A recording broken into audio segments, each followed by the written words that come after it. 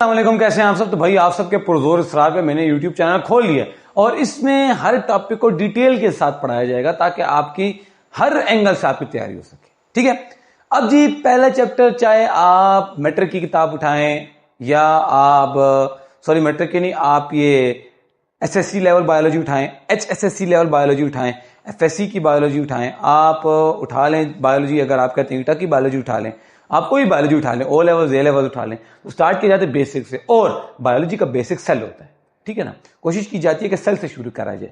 बहुत सारे उसमें वायरस से स्टार्ट किया जाता है, लेकिन हम सेल बेसिक तरीन चीज से स्टार्ट करेंगे। तो सेल क्या है, अब यहां पर आते हैं स्टूडियो में, हम देखते हैं सेल क्या। भाई जितने भी लिविंग ऑर्गेनिज्म हैं, लिविंग ऑर्गेनिज्म, अगर एक ऑर्गेनिज्म खुद को लिविंग कहता है, यहां पर एक बात अपने पास नोट कर लो, अगर एक ऑर्गेनिज्म खुद को लिविंग बोलता है तो लिविंग होने के लिए उसके पास कुछ चीजें होना जरूरी है। मैं आया हूं आपके पास, मैंने आपको कहा मैं लिविंग हूं, आप बोलेंगे ठीक है सर आप लिविंग है, कुछ चीजें अपने अंदर से बता दे। नंबर 1, हर चीज जो कि लिविंग है उसके अंदर एक सेल होगा। ठीक है, सेल क्या भला है, डिटेल में देखते हैं। अगर उसके अंदर सेल है, अगर उसके अंदर सेल है, चार दीवारी है, सेल है, तो उसके सेल के अंदर प्रोटोप्लाज्म लाजमी होना चाहिए। तीसरी चीज है रिप्रोडक्शन करना वगैरह वगैरह, लेकिन ये दो चीजें अगर एक बॉडी के पास नहीं है, सेल है प्रोटोप्लाज्म नहीं है, तब भी डेड है, सेल ही नहीं है तब भी डेड है।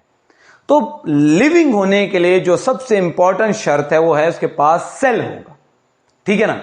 अब सेल क्या है जी, पहली बात सेल जो है ये देखा था, ये जो आपको नजर आ रहा है ना, इसी की शक्ल का थोड़ा बहुत मिलता हुआ रॉबर्ट हुक। रॉबर्ट हुक ने क्या काम किया कि उस जमाने में, भाई आजकल तो प्लास्टिक के ढक्कन होते हैं ना, उस जमाने में प्लास्टिक के ढक्कन नहीं होते थे, अभी भी होते होंगे, उसको हम बोलते हैं कॉर्क।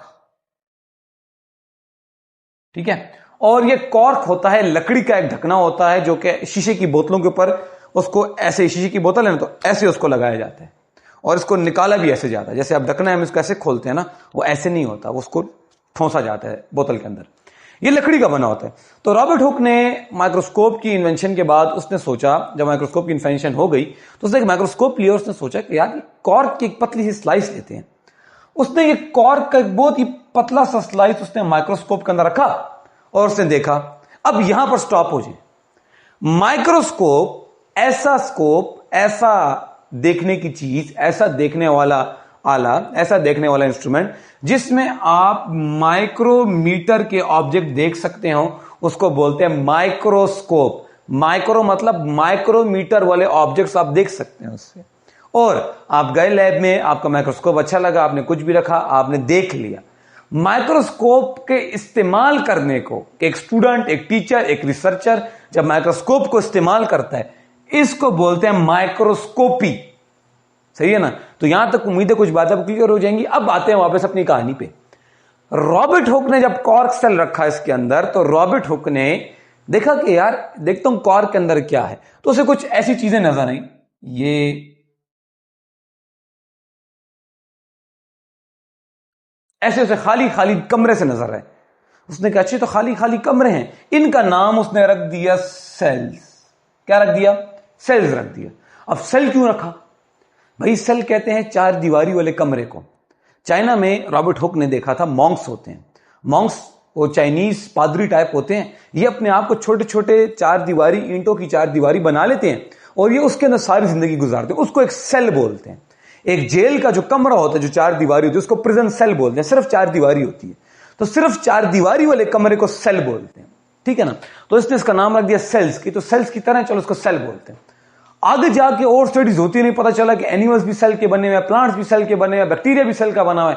तो फिर उन्होंने कह दिया कि cell is the structural and functional unit of life. अब समझ है ना मैं आपको कहां से पकड़े कहां ला रहा हूं। Cell is what? Cell is the, यहां पर बाद में आते हैं, पहले इस साइड को पहले कवर अप करते हैं। Cell is the structural and functional unit. Life का, जिंदगी का स्ट्रक्चर और फंक्शनल यूनिट क्या है? सेल है। ठीक है। अब स्ट्रक्चरल यूनिट क्या बला है और ये फंक्शनल यूनिट क्या बला है, तो उस पर मेरे टिकटॉक पे एक वीडियो अपलोड कर चुका हूं, आप जाके वहां पे वीडियो देख लें। अगर नहीं देखी तो मैं आपको यहां पे थोड़ा बहुत एक्सप्लेन कर लेता हूं। जैसे ये एक मिसाल देता हूं, एक बिल्डिंग है, ये जो कमरा है मेरे कहते ईंटों का बना है, इसमें और चीजें ऐड है, लेकिन मेन चीज क्या रखी हुई, ईंटों के ऊपर ईंटें रखकर चार दीवारी बनाई है, इसको बोलते हैं स्ट्रक्चरल यूनिट। इस बिल्डिंग का स्ट्रक्चरल यूनिट ईंटें हैं। इसी तरह बॉडी का स्ट्रक्चरल यूनिट क्या है, सेल है। फंक्शनल यूनिट ऐसा यूनिट जिसमें बॉडी के सारे फंक्शन होते हैं, डाइजेशन होती है, एंड में जाके कहां पे खुराक डाइजेस्ट होती है, सेल में होती है। एनर्जी बनती है कहां पे बनती है, सेल में बनती है, ठीक है ना। कोई रिएक्शन होता है कहां पर होता है, सेल में होता है। तो बॉडी के सारे मेन फंक्शन आखिर में जाके कहां पे हो रहे हैं, सेल में हो रहे हैं। तो सेल कौन सा यूनिट हो गया, फंक्शनल यूनिट हो गया। बात क्लियर होगी। अब आते हैं सेल की टाइप्स पे। सेल की कितनी टाइप्स हैं भाई, पूरी दुनिया उठा लो, मैं कुछ लोग कहते हैं 3 टाइप्स हैं, लेकिन मैं आपको सिंपल जो मैट्रिक के स्टूडेंट भी पढ़ सकें, फिजिक्स की पढ़ सकें, जो सिंपल एक आम आदमी की नजर से बात करें। सेल की 2 टाइप्स हैं। एक सेल को हम लोग बोलते हैं यूकैरियोटिक और एक सेल को हम लोग बोलते हैं प्रोकैरियोटिक। अब जरा यहां पे ध्यान दे दें, यूकैरियोटिक और प्रोकैरियोटिक दोनों में एक चीज का फर्क है। बोर्ड पे फर्क नजर आ रहा है, फर्क नजर आ रहा है, नहीं आ रहा तो क्या, ध्यान दो, फर्क नजर नहीं आया, मैं बताता हूं भाई। एक चीज आपने देखी होगी, सीआईडी तो आपने बहुत देखा होगा, तो ये चीज तो हर इंसान ने देखी होगी। इसको बोलते हैं डीएनए। बहुत काम का मॉलिक्यूल है। आपकी बॉडी की सारी चीजें कहां पे होती हैं, डीएनए में होती हैं। सब कुछ जो जिस्म के बारे में लिखा है, किस में लिखा हुआ है, डीएनए में लिखा हुआ है। अब ये डीएनए तो काम का मॉलिक्यूल है। जैसे आपके घर में जेवर पड़ा होता है, इतने काम का जेवर होता है, क्या करते हो, गंद के छापर में डाल के बाहर फेंक देते हो, नहीं ना, तिजोरी में रखते हो। तो इस तरीके से एक सेल होता है यूकैरियोटिक, वो अपने इस डीएनए को प्रोटेक्ट करके रखता है, एक स्ट्रक्चर के अंदर, मेम्ब्रेन के अंदर प्रोटेक्ट करके रखता है। एक सेल होता है प्रोकैरियोटिक, वो अपने डीएनए को मेम्ब्रेन में प्रोटेक्ट करके नहीं रखता। तो जो यूकैरियोटिक है, यूकैरियोटिक के पास एक मेम्ब्रेनस स्ट्रक्चर है, इसको बोलते हैं न्यूक्लियस। यूकैरियोटिक के पास क्या है, एक मेम्ब्रेनस स्ट्रक्चर है जिसको बोलते हैं न्यूक्लियस, और न्यूक्लियस के अंदर उसका डीएनए स्टोर है। प्रोकैरियोटिक के पास कोई न्यूक्लियस नहीं है, उसका डीएनए बाहर है, साइटोप्लाज्म में मौजूद है। तो हमारे पास 2 तरह के सेल्स हो गए। नंबर 1 इज यूकैरियोटिक, अगर आप देख लें यहां पे ध्यान दे दें, number 1 is eukaryotic, number 2 is prokaryotic. मतलब क्या है यूकैरियोटिक प्रोकैरियोटिक का मतलब क्या है? You means true, pro means before, और ये जो कैरियन है ना, कैरियन, KARYON, कैरियन का मतलब होता है न्यूक्लियस। तो ऐसा सेल जिसके अंदर सचमुच का न्यूक्लियस है, प्रॉपर न्यूक्लियस है with membranes, this type of nucleus is called as prokaryotic, नहीं यूकैरियोटिक। ऐसा सेल जिसके पास प्रॉपर न्यूक्लियस है, this type of cell is called as eukaryotic, ठीक है ना, फुल कंप्लीट न्यूक्लियस है, true nucleus. Prokaryotic, pro means before, ऐसा सेल जो कि न्यूक्लियस की एवोल्यूशन से पहले आया था। ऐसा सेल जो क्या आया था, न्यूक्लियस की एवोल्यूशन से पहले आया था, इसको हम लोग बोलते हैं प्रोकैरियोटिक सेल। अभी न्यूक्लियस बना नहीं, लेकिन वो सेल है, तो इसको बोलते हैं प्रोकैरियोटिक। और जो प्रोकैरियोटिक का डीएनए है, ये कहां पे स्टोर होता है, ये खास जगह पे, जिस जगह पे प्रोकैरियोटिक का डीएनए स्टोर होता है, इसको हम लोग बोलते हैं न्यूक्लियोइड। तो फिलहाल आप थोड़ी बहुत आपको नॉलेज दी है, आप इसको कंज्यूम करें और मैं थोड़ा सा आगे चलता हूं। तो भाई अब हम आते हैं यूकैरियोटिक सेल पे। भाई यूकैरियोटिक सेल में, जब यूकैरियोटिक सेल है, इसकी मिसाल ऐसे, जैसे आप शापर में दूध लाते हो, तो शापर में जो आप दूध लाते हो उसके अंदर दूध होता है, वो जो लिक्विड फॉर्म है उसके इर्द गिर्द एक मेम्ब्रेन होती है जो शापर है। यही मिसाल है यूकैरियोटिक सेल की। यूकैरियोटिक सेल में जो अंदर जो सोल्यूशन होता है उसको बाहर प्रोटेक्ट करने के लिए एक मेम्ब्रेन होती है, तो उसको हम सेल मेम्ब्रेन बोलते हैं, क्योंकि सेल की मेम्ब्रेन है। उस सेल मेम्ब्रेन के बाहर भी एक सख्त सी मेम्ब्रेन होती है, उस सख्त मेम्ब्रेन को सेल वॉल बोलते हैं। समझ आइए ना।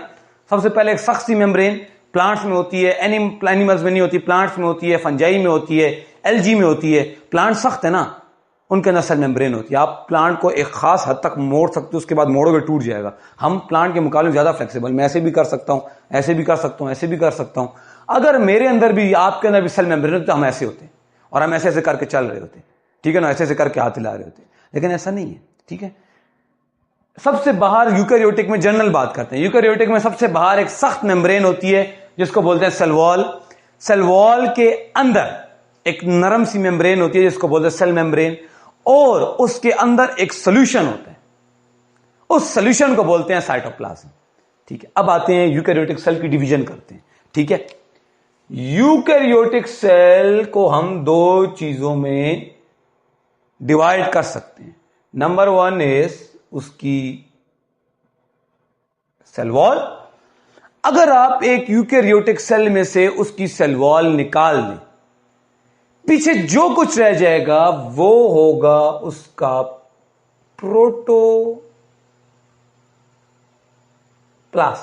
अगर एक यूकैरियोटिक सेल में से उसकी सेल वॉल निकाल दी जाए तो पीछे जो कुछ रह जाएगा वो क्या कहलाएगा, वो उसका प्रोटोप्लास्ट कहलाएगा, सही है। अगले उस पे आते हैं। अब प्रोटोप्लास्ट आपको मुख्तलिफ डेफिनेशन मिलेंगी नेट पे, बास जगह पे लिखोगा living content of the cell वगैरह वगैरह।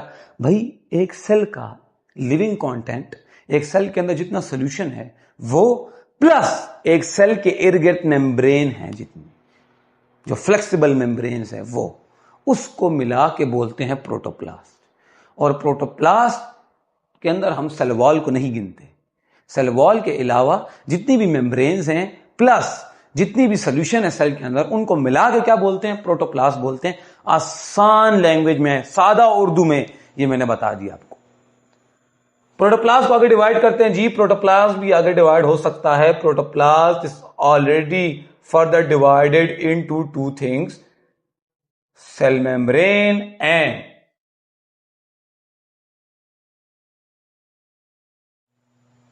अब और हम डीप चले गए। भाई अगर प्रोटोप्लास्ट में से एक सेल में से सेल वॉल निकाल दो, पीछे जो कुछ रह जाएगा वो उसका प्रोटोप्लास्ट है। सेल के प्रोटोप्लास्ट में से सेल मेम्ब्रेन भी निकाल दो, अब पीछे जो कुछ है उसको बोलेंगे प्रोटोप्लाज्म। तो प्रोटोप्लाज्म का मतलब है the solution of the cell, the all the solutions that are present in the cell are collectively called as protoplasm. बात क्लियर होगी। प्रोटोप्लाज्म को आगे डिवाइड कर लेते हैं। प्रोटोप्लाज्म में कौन कौन सी सॉल्यूशंस आती हैं। एक सॉल्यूशन होती है यहां से एक सेल मेम्ब्रेन से लेकर दूसरी सेल मेम्ब्रेन तक। एक सॉल्यूशन कहां है, एक सेल मेम्ब्रेन से लेकर दूसरी सेल मेम्ब्रेन तक। एक सॉल्यूशन है, दो जगह पे सॉल्यूशन है, गौर से सुनो। एक कहां पे है, एक सेल मेम्ब्रेन के बीच में, एक सेल मेम्ब्रेन का स्टार्ट से लेके सेल मेम्ब्रेन के दूसरे पॉइंट तक एक सॉल्यूशन है, उसको बोलते हैं साइटोप्लाज्म। एक सॉल्यूशन है न्यूक्लियस के अंदर, समझ आई। एक सॉल्यूशन है सेल मेम्ब्रेन के बीच में, सेल मेम्ब्रेन के एक पॉइंट से लेकर दूसरे पॉइंट तक एक सॉल्यूशन है। उसी सॉल्यूशन के अंदर एक और सॉल्यूशन है जो कि है न्यूक्लियस के अंदर। इन दोनों सॉल्यूशंस को मिला के बोलते हैं प्रोटोप्लाज्म। बात क्लियर हो गई। अब देखते हैं। तो protoplasm is further divided into two things. दो चीजों में हम प्रोटोप्लाज्म को भी डिवाइड कर देते हैं। कौन सी दो चीजें, अल्लाह आपका भला करे। एक है, मैंने भी आपको बताया, एक है साइटोप्लाज्म, एक है न्यूक्लियस। सिंपल अल्फाज में साइटोप्लाज्म और जो न्यूक्लियस के अंदर सॉल्यूशन है उसको मिला क्या बोलते हैं, प्रोटोप्लाज्म। अब साइटोप्लाज्म को आगे मुख्तलिफ चीजों में डिवाइड करेंगे। साइटोप्लाज्म के अंदर कौन कौन सी चीजें आती हैं देख लें। पहली चीज साइटोप्लाज्म के अंदर आती है और गैनलीज। दूसरी चीज साइटोप्लाज्म के अंदर आती है, बड़ी ज्यादा हाई अमाउंट में होती है, वाटर, इसलिए हम इसको अलग लिखते हैं। और तीसरी चीज साइटोप्लाज्म के अंदर आती है बायो मॉलिक्यूल्स। ये जो ऑर्गेनेलीज हैं, ये जो साइटोप्लाज्म है, ये जो न्यूक्लियस है, ये जो प्रोटोप्लाज्म है, जो सेल मेम्ब्रेन है, प्रोटोप्लास्ट है, सेल वॉल है, ये सारे का सारा आप यूनिट नंबर 1 में पढ़ेंगे। लेकिन ये जो दो महाशय आए हैं ना, ये आप पढ़ेंगे यूनिट नंबर 2 के अंदर। ठीक हो गया काम। आप ऑर्गेनेलीज में आते हैं। अब देखें, आपने सुना होगा ऑर्गेनिक, आपने सुना होगा ऑर्गेनिज्म, आपने सुना होगा ऑर्गन। तो ये जो ORGAN है ना, ऑर्गेनिक, ऑर्गेनिक का मतलब है लिविंग। ऑर्गेनिक का क्या मतलब है, लिविंग, जिंदा। ऑर्गेनलीज छोटे छोटे ऑर्गन्स, जहां पर LES आ जाए ना, टिब्यूल्स, छोटी छोटी टिब्यूल्स, ठीक है। ऑर्गेनेलीज का मतलब है छोटे छोटे से मामूली से ऑर्गन्स, वो छोटे छोटे ऑर्गन जो कि सेल के साइटोप्लाज्म के अंदर हैं और मुख्तलिफ फंक्शन करते हैं। अब इन ऑर्गेनेलीज को बड़ी कॉम्प्रिहेंसिवली बाकी बुक्स में लिखा गया है। मैं जो क्लासिफिकेशन करता हूं ऑर्गेनेलीज की, मैं मोहम्मद हसन कुरैशी जो क्लासिफिकेशन करता हूं ऑर्गेनेलीज की, तीन टाइप्स में क्लासिफाई करता हूं, मेम्ब्रेन की बुनियाद पे करता हूं। कैसे? ऑर्गेनेलीज भाई मेरे हिसाब से 3 चीजों में डिवाइड हो सकते हैं। कौन कौन सी 3 चीजें हैं भाई? एक ऑर्गेनेली 3 हिस्सों में डिवाइड होगा, या तो वो सिंगल मेम्ब्रेन ऑर्गेनेली होगा, या तो वो एक डबल मेम्ब्रेन ऑर्गेनेली होगा, या तो उस पे कोई मेम्ब्रेन नहीं होगी। ऑर्गेनेल्स कितनी तरह के हैं? 3 तरह के। समझ आ रही है ना? एमसीक्यूज भी इसमें क्लियर हो जाएंगे कि भाई बायोमोलिक्यूल्स, ये प्रोटोप्लाज्म के मुतालिक आपको क्लियर हो गया, स्ट्रक्चरल फंक्शन यूनिट के मुतालिक क्लियर हो गया, प्रोकैरियोटिक यूकैरियोटिक है। अब यहां पर एमसीक्यूज भी आपको क्लियर हो जाएंगे। कौन कौन से देखते हैं भाई? ऑर्गेनेल्स की 3 टाइप्स मैंने कर दी, आपके लिए आसान कर दिए। Single membrane, double membrane, no membrane, कोई मेम्ब्रेन नहीं है। देखते हैं कौन सा ऑर्गेनेल जिसमें सिंगल मेम्ब्रेन है भाई? लाइसोसोम, कोई मेम्ब्रेन नहीं है। लाइसोसोम के ऊपर कोई मेम्ब्रेन नहीं है, सिंगल मेम्ब्रेन बॉन्डेड ऑर्गेनेल है। नंबर 2 इज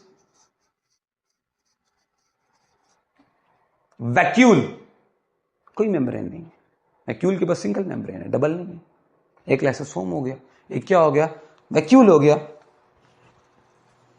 2 चीजें हो गई, कोई मेम्ब्रेन है। तीसरी MB, माइक्रो बॉडीज, ग्लाइऑक्सिसोम, परऑक्सिसोम, जिन लोगों ने पढ़ा होगा, उन्होंने नाम सुना होगा, इनके ऊपर भी कोई मेम्ब्रेन डबल नहीं होती, सिंगल होती है। एक ही मेम्ब्रेन होती, डबल नहीं होती। डबल मेम्ब्रेन पे आ जाए भाई जी। डबल मेम्ब्रेन की बात करें तो डबल मेम्ब्रेन है, पहली चीज लिख लें अपने पास, mitochondria, plastid, endoplasmic reticulum, Golgi apparatus. सही है, ये वो ऑर्गेनेलीज है जिन पे डबल। इसमें एक और ऑर्गेनेली न्यूक्लियस, इनके पास डबल मेम्ब्रेन है। सही है। नो मेम्ब्रेन, ऐसा ऑर्गेनेली जिसके पास कोई मेम्ब्रेन ही नहीं है। कौन कौन सा जी? सिंपल अल्फाज में जी, सेंट्रियोल और राइबोसोम। अब इसमें एक और खास बात है, यहां से आपको 2 एमसीक्यूज क्लियर हो गए। एक ये कि किसके पास डबल मेम्ब्रेन है, किसके पास सिंगल मेम्ब्रेन है, किसके पास कोई मेम्ब्रेन नहीं है।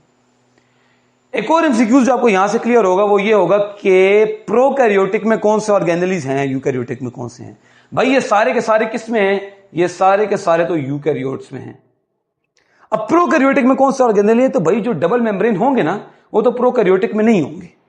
मतलब ये भी नहीं होगा, ये भी नहीं होगा, ये भी नहीं होगा, ये भी नहीं होगा, ये भी नहीं होगा। प्रोकैरियोटिक फार है इनसे। प्रोकैरियोटिक में सिंगल मेम्ब्रेन होंगे और नो मेम्ब्रेन, जिन पे कोई मेम्ब्रेन नहीं होती। लेकिन सिंगल मेम्ब्रेन में प्रोकैरियोट्स में ये नहीं होते, माइक्रोबॉडीज नहीं होती। ठीक है। और नो मेम्ब्रेन में सेंट्रियोल्स नहीं होते प्रोकैरियोटिक। ठीक है। तो भाई आज की वीडियो में अगर देखा जाए तो this was just an introduction to the basic terminologies of cell biology.